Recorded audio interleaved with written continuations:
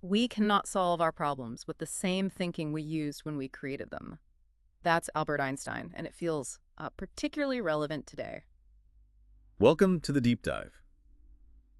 Today we're plunging into a really powerful new report, one that honestly challenges a lot of conventional thinking on climate, human rights, even how our economies work. Yeah, our main source is this compelling article in The Guardian. It's unpacking a, well, pretty damning report from a leading UN expert. It's definitely got us thinking. Absolutely. And this deep dive, it's especially relevant if you're trying to get your head around global policy, human rights. Maybe you're studying for exams like UPSC, or, just want to properly grasp the big global debates happening right now. Our mission today is really to pull out the key insights from this report, understand its, well, quite radical proposals, and critically discuss what they actually mean for global policy. Okay, let's dive right in. This report, it comes from Elisa Morgera. She's the UN Special Rapporteur on Human Rights and Climate Change. Now, for anyone maybe not familiar, a Special Rapporteur, they're an independent expert appointed by the UN Human Rights Council. They investigate and report on specific human rights issues. So, her findings, they carry weight. And she's calling for, well, a pre-radical shape-up, saying that defossilizing our economies isn't just like a nice to have, it's a human rights imperative. Yeah, what's really striking is how the report just reframes the whole climate crisis. It stops being just an environmental issue. Suddenly, it's framed as a fundamental human rights violation. It talks about overwhelming evidence, evidence of interlinked, intergenerational, severe impacts on human rights. And that's across the entire fossil fuel life cycle. The entire life cycle. So from the moment it comes out of the ground. Exactly. Think about, extraction maybe leading to displacement, water contamination for indigenous groups, right through to burning fossil fuels causing air pollution, health problems. So it's not abstract. It's tangible effects on specific rights, life, self-determination, health, food, water, housing, education, information, livelihoods, too. Precisely. And it highlights how these impacts aren't spread evenly, right? Vulnerable populations often bear the brunt. Okay. And that reframing is key, isn't it? Because it shifts things. It shifts it from policy suggestions to actual legal obligations. And the report, well, it doesn't pull punches. It points fingers specifically at wealthy fossil fuel nations, the US, UK, Canada, Australia. States they are legally obliged under international law to fully phase out oil, gas, coal by 2030. 2030, wow, it says so. It is, and not just phase out, but also compensate communities for the harm already caused. It frames it as a legal demand rooted in existing human rights law. That is a strong stance. Legally obliged for countries like US or UK, given their history, their economies. I mean, how does a UN report like this actually translate into legal action? Is there a mechanism for that kind of accountability? That's the critical question, isn't it? The report argues these wealthy nations, despite, huge profits, have failed to prevent widespread human rights harm from climate change, biodiversity loss, plastic pollution, economic inequalities linked to fossil fuels. Now, UN reports themselves don't have direct teeth like national laws do. There's no global police force for this. Right. But what they do provide is a very powerful legal and moral framework. It can be used in international courts, perhaps, or increasingly in national courts through climate litigation. We're seeing more and more citizens suing governments or corporations using human rights arguments. Ah, okay. So this report provides serious backing for those kinds of cases. Exactly. It lends significant weight and authority. So what does this mean for our economies then? Morgera isn't just talking about, switching to renewables. She's calling for the defossilization of our entire economies. What does that actually cover? Well, that's where it gets really broad and maybe challenges conventional thinking the most. It means getting fossil fuels out of everything. Politics, finance, our food systems, media, tech, even how knowledge itself is produced and shared. Everything. Wow. Yeah, it's not just swapping coal for solar, it's rethinking how our societies are fundamentally structured, because fossil fuels are just so deeply embedded everywhere. The report argues that a simple energy transition, it just isn't enough to deal with these widespread harms. So it calls for specific bans. Bans on what? Things like fracking, oil sands extraction, gas flaring, any new fossil fuel exploration, all fossil fuel subsidies, new investments, and interestingly, what it calls false tech solutions. False tech solutions. Okay, that sounds intriguing. What falls under that, and why is that important? It sounds like it's about making sure we don't just kick the can down the road for future generations. Precisely. It's about genuine prevention. False tech solutions refers to things that might sound good, but are maybe unproven at scale or super energy intensive themselves, or basically just serve to prop up the fossil fuel industry rather than dismantle it. Like what, for example? Well, think about certain ideas around large-scale carbon capture that might need vast amounts of energy. Or maybe some geoengineering concepts trying to tweak the climate without fully knowing the risks. The report suggests these can create a kind of moral hazard, letting industries keep polluting because there's a promise of a future fix instead of making the systemic changes needed now. I see. Locking us into a risky path instead of preventing the harm up front. Exactly. It's about that long-term vision. Okay. Now, another big piece of this report is what it calls the information war. It talks about the right to know the harms of fossil fuels and that phasing them out is the best way to fight climate change. Yes, and what's quite striking here is the focus on how the industry and its allies have, well, systematically blocked access to that knowledge. For decades, over 60 years, the report suggests.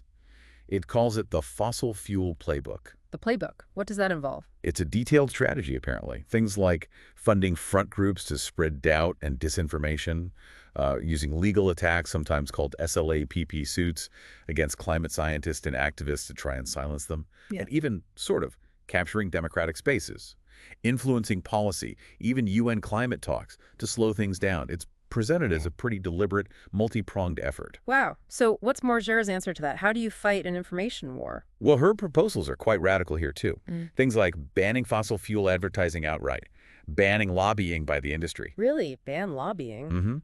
and even criminalizing greenwashing, you know, false environmental claims by companies in the media that carry them, plus harsh penalties for attacks on climate advocates. It's aimed squarely at breaking that playbook. That's quite something. Criminalizing greenwashing. If you connect it to the bigger picture, it's framed as protecting the fundamental right to information, ensuring transparency, good faith governance, things essential for any society, but especially in a crisis like this. And it highlights the urgency, right? When you hear about advocates facing lawsuits, online harassment, even physical violence, just for speaking truth to power or doing research. Yeah, it really makes you think, doesn't it?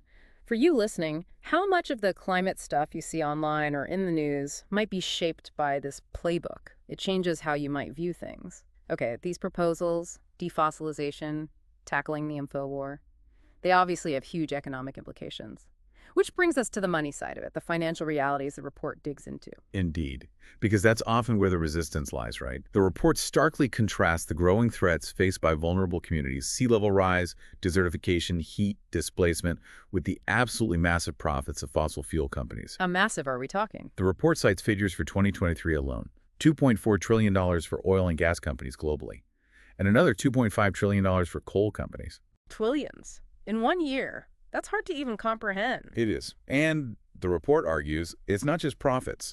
These companies have also benefited enormously from taxpayer subsidies. Right, subsidies are huge. Huge subsidies, complex tax avoidance schemes, and often undue protection under international investment laws. What kind of protection is that?